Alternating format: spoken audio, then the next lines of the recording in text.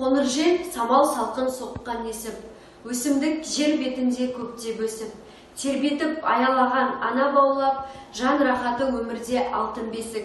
Қазына ақ сандықтың кілті ашылып, әлемге нұр сәулесін шашқан несіп, сылдырап ұзын жартас бұлақ ағып, бұралып сұлу қыздай сылаң қағып, өрленген ақ бөкендей асыл перме, белгі үшін құлағына сырға тағып, астында күрең қасқа арғымағы, кезесім жүрген бағып бір шопанға, шорт қабақ қырмырынды маңда екен, ақ көңіл ашық мінез жайдарымен, шалқақтау жауырыны шаршы біткен, пішінші ойлап шешкендей иық екен. Бір құлағын тұмақтың түре тастап, сауыттай көк шешпенін баса киген, нар күміс ақ кіріпті сақалына, кеп тұрдым сәлем десіп қатарына, көзіме елестеді бір көргендей, естібем депутат деп қатарына.